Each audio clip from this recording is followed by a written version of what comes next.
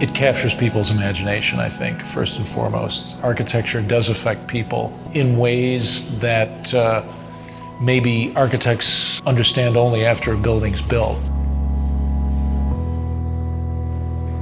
People perceive architecture as simply being an object or a vessel within which people are housed. And that's clearly not what our sense of architecture is. What the hell is an architect? What does an architect do? You know, what is the difference between an architect and a builder?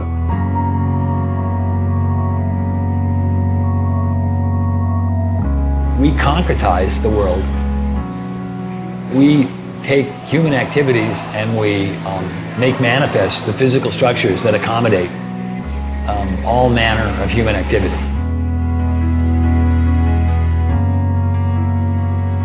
The design studio is a place where individual action and individual creativity is measured very directly by the people around them. When students are doing their job, they're shifting the focus of how we're talking and thinking about architecture.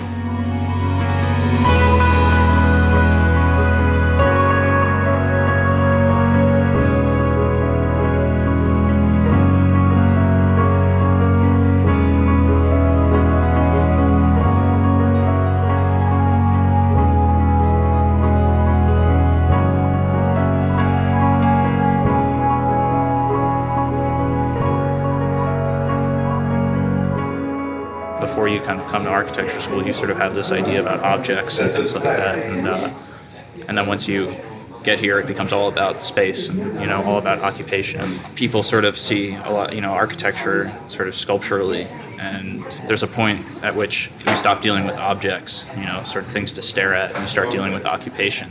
I have a lot of friends who find it really hard to understand like my schedule here and how we function here and being here at strange hours of the day and working environment and what studio space is like. And the way of working too, Yeah. That's really important. Yeah. So, and also the idea of being critiqued. Like being critiqued is it's a foreign concept really, to a really business foreign student. Concept. Yeah. The design studio is a place where students have to perform on their own. They have to create something from their own imagination. They have to create something in response to a set of problems that are either given to them or they have to even invent the problem.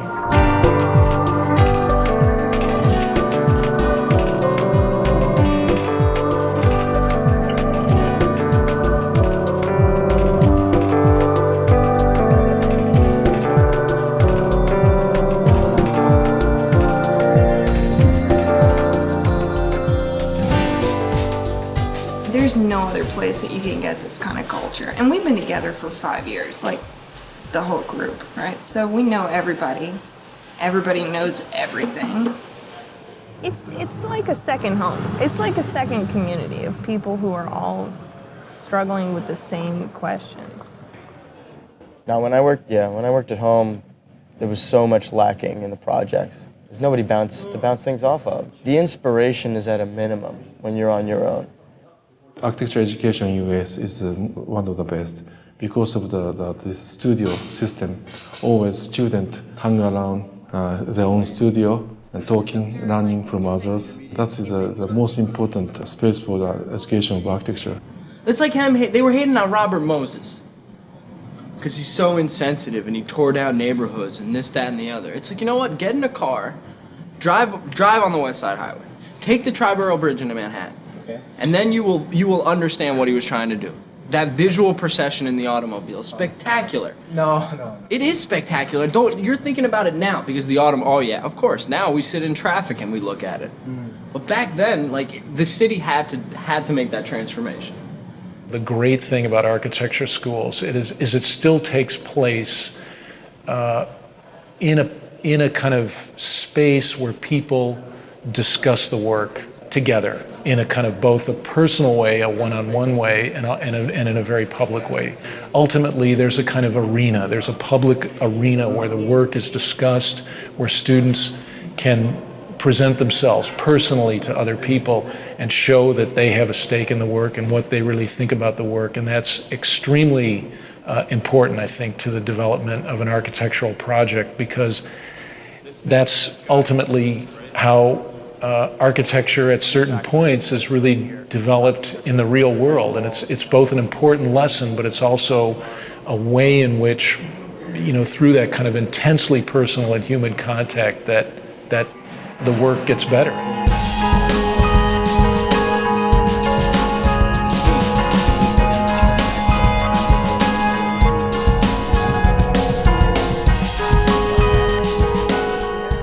I think a lot of the culture of studio happens at the most random times, like the most random hours.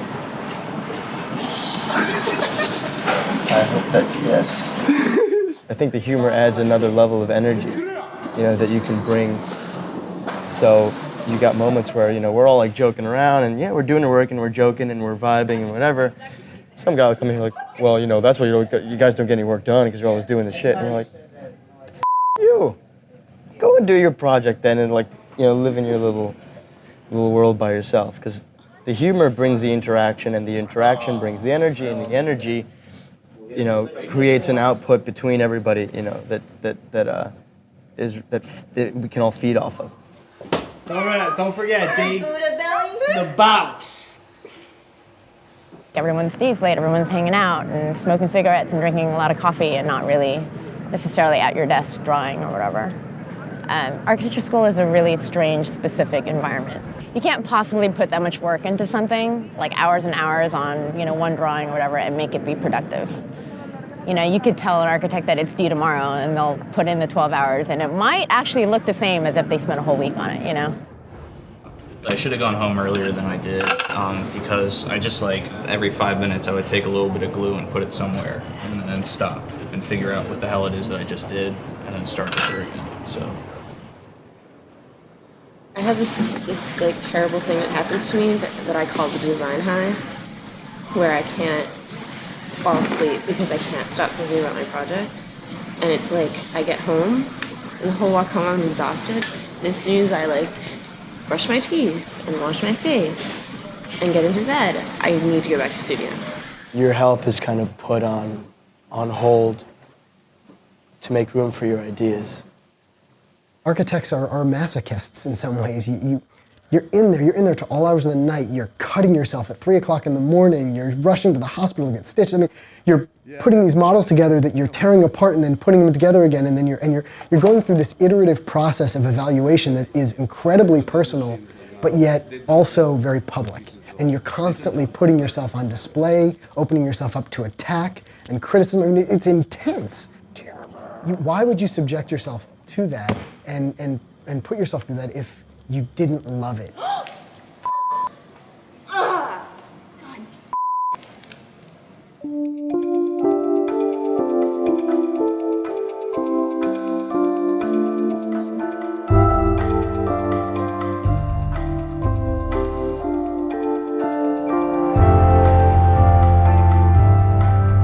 That's a conceptual mistake. The structural system does not separate between each unit. Usually the span of structure encompasses 3 or 4 units, or maybe more. Well, I understand, but I don't see why that has to necessarily be the case, especially. It necessarily be this case. It has to be this case. I understand that I don't have to, but I think it's important for the, It's for wrong. the resolution. It's fine. It's wrong. Why is it wrong? Tell us why it's wrong. Economically. It's not wrong. Systems. We could critique his whole project in terms of the economy. But you've done. Basically, they're these walls, Dan. In terms of his diagram. Yeah. It's how Those have to be every other third wall is structural. I mean, then that completely ruins the areas. It does not ruin anything. It wasn't necessary to have that conversation. The point was made, and then that's it. I understood the point. They understood or I thought he understood my point. I thought that should be the end of it, and then there were more important things to talk about and other people that had to talk to them, and still talking about it for 20 minutes. One thing that I always have an issue with is students get so frustrated if they don't have a good critique. I think they misinterpret what a good critique is. I mean, by definition, it's a critique, it's a criticism. So if you go into a critique and all the critics, all they can do is blow hot air up your ass and tell you how great the project looks, well, that's still not, to me, that's not a good critique. They didn't criticize anything. To me, a good criticism is if you can inspire enough thought based on what they see and what they hear. If it inspires enough thought, then they will criticize. Not criticize in the sense of attacking. They're going to criticize because whatever you showed them inspired enough thought that they have their own opinion about the thing now. That's a criticism. I'm not gonna argue with you because I have a feeling it wouldn't be productive. We could go on all night. We could. I know that's not the point. You We're would trying stop and listen occasionally. We'd be able to find, some resting spot here where we're kind of talking about the same thing, and you allow us to help you. The other thing I think that is sometimes very negative is the idea that the student should be trained to do a sales pitch in this jury process. I mean, I think that really probably the student should at first be silent, and the jurors should really start to ask questions about the drawings and try to understand the project in a more Socratic way, rather than this sales pitch followed by criticism. If you're a smart architecture student, you're listening very closely because you're not only interested in how that work is coming out of you, but also how other people are seeing it.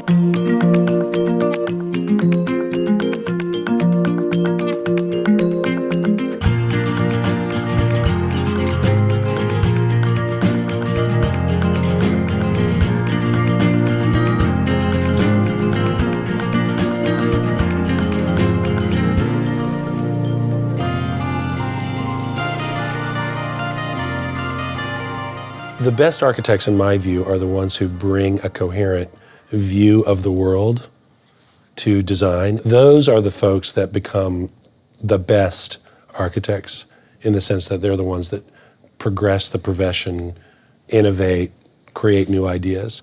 The most important thing about being an architect is learning how to think clearly. You have to be able to think clearly to practice architecture. There's a tendency to see people as singular. If you're artistic, you're not practical. If you're practical, you're not artistic. That's totally preposterous. I mean, architecture is embedded in both worlds. And if anything, architecture is the connective tissue between these two kind of spheres, and it'd be impossible to live in one or the other. One, you'd be practical and never produce a piece of work of any interest. The other, you'd be producing work that has no meaning or no connectivity. I think design requires a certain kind of smartness that holds those schizophrenic views simultaneously in one's thinking. Even as a young person, you know whether you can do that. And as you mature, it's quite rewarding to have those opposing views in your mind at all times. There's not just one role for an architect. There are all different kinds of contributions an architect can make in the culture. The question of what's a good architect, I think that there are many different perspectives that come at a project as it's developing. And what's important for the architect is to be able to listen to people outside of themselves and take that and then give something of themselves to a project and make something incredibly unique and wonderful. It has to be a person who's really willing to learn in a way that architects need to learn, which is they need to learn something every day for the rest of their lives. You've got to be, in a sense, kind of driven by that, in a sense, kind of inner force. But I think you also have to have the ability to kind of work through something and to be able to look at particular problems and be able to kind of listen and learn and examine with great patience some of those questions. So again, it's a kind of left brain, right brain kind of dichotomy that is, constantly, those demands are constantly placed on you as an architect.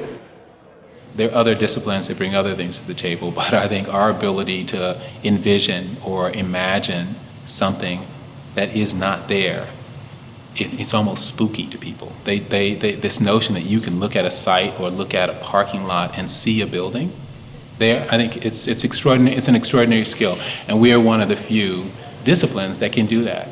I would not trade for anything the skill set that I learned in school, because it's very, very, very unique to our discipline, and that's what we bring to the table.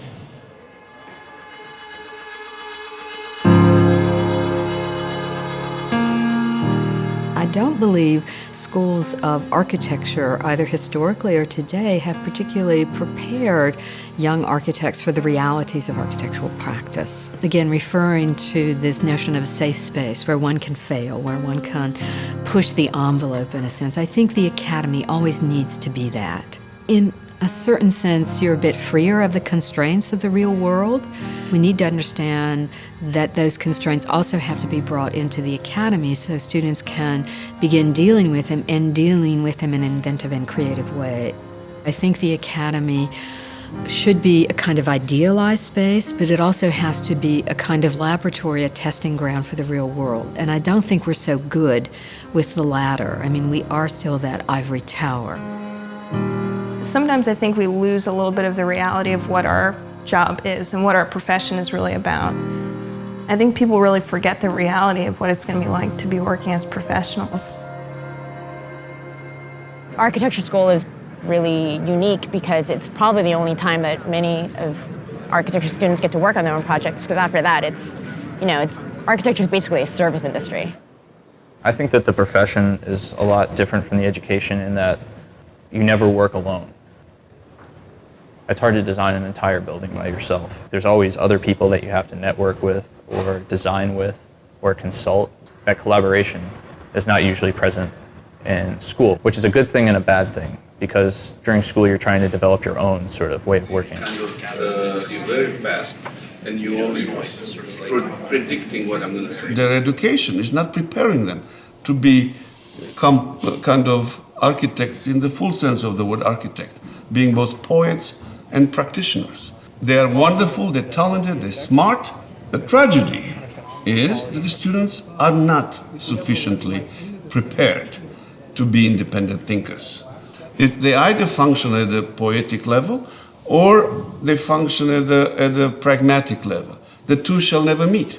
So we have to kind of help them put those two together. Do like a series of overlays where you'd start to see like if there's different spaces like this, how they would interact. So the walls are they're retaining walls. They're retaining earth. They're retaining memories. It's like an earthwork, yeah. But like if you give me a word like that, we can respond to it, right? Let me ask you this: why are they working just to put these things? They're making things. Yeah. Right, and they're making things because they want to create something of value, right? Mm-hmm. Why do they just want to put it in storage? Do I think I might not be an architect? Sure.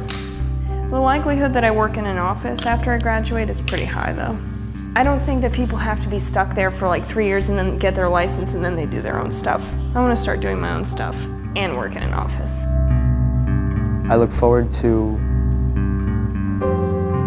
seeing what's going to happen. I'm excited to see what my signature ends up being. I want to teach and I want to write and I want to work for a firm that will let me do all of these things. I want to get some experience in a larger firm to see how they work and see how they operate. Do that, and then hopefully the long-term goal is to, start my own practice. The remarkable thing to me is how optimistic students of architecture are, how they sustain that optimism. And again, it's almost a bit like an actor or actress, that they still cherish that belief that they're going to break out of the chorus line in some way, even though the reality, as it is on Broadway, is very, very different. In part, it could be how they very quickly imbibe this notion of the star architect and this belief that, against all odds, that they might be able to make it. Well, today I think a lot of people, when they think of architecture, they think of architects. They think of the handful of brand name architects that they might have heard of, which to me is rather limiting. People only know Frank Gehry, I mean, there's other architects out there that are doing better work, greater work, more important work than Gehry. The problem is that the way we teach architecture right now is we sort of train everybody to do that exact same thing. The whole sort of pedagogical model right now is around creating the next generation of star architects. That's actually a flawed model. For many years, everyone wanted to be like Frank Gehry. They wanted to create great sculptures in the landscape. Whether those sculptures worked or not was largely irrelevant. The ability to use aerospace engineering to come up with forms that hadn't been built before was considered to be a primary task of someone coming out of school. That's over. That's over.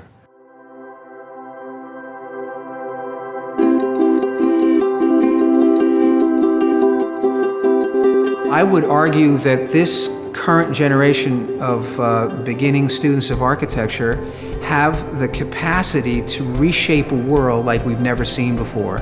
And they need to have access to as much technology and as much discourse, meaningful discourse surrounding these techniques and these tools so that they're fully prepared to go out into the world in the future to do something positive and productive. Students are coming out, they're working with individuals around the world who need shelter and who need ways of living that are affordable and supportable and sustainable. The students themselves have been pushing to force faculty to think differently about the way faculty see the environment, use the environment, and create objects that serve not just the aesthetic interests of the architect. It's fundamentally an optimistic profession. You don't go into architecture if you're a pessimist, if you don't actually believe that the world can get better. So I think you've got a bunch of optimists that go into this design profession who actually believe that their buildings are going to make the difference in somebody's life. I think that the built environment is something that people have such an appreciation for. If you don't care about this, then like, what do you care about? It's about understanding human behavior, human desire, human want. Architecture is what you experience in your daily life on the street, the space of the street, how you navigate the street, how you relate to the buildings around you. People tend to think architecture is done for and by other people. But it's also done by you if you decide to maybe put a new window in your house or change the traffic flow in your house or your office. At architecture school, you got the freedom to, you don't like something, do something about it. That's what they told you for 5 years. Do something about it. Doesn't matter what, just do something about it. The school is kind of about a way of thinking, and what you're going to do in architecture school is not what you think it's going to be, That you're not going to go in there and be designing colonial homes and things like that. We don't just need shelter, we need atmosphere, and we need to be inspired. I think one of the most important things you can take from this school is not to lose your ambition. It's not just, 4 walls and a roof. There's more into it. There's like a life to it that I think we get here, and we should really take with us everywhere you go. You're gonna come to architecture school. I hope you understand the creative process. I hope you understand the transformation that your mind and body and psyches is gonna go through. Because there is nothing absolute about this.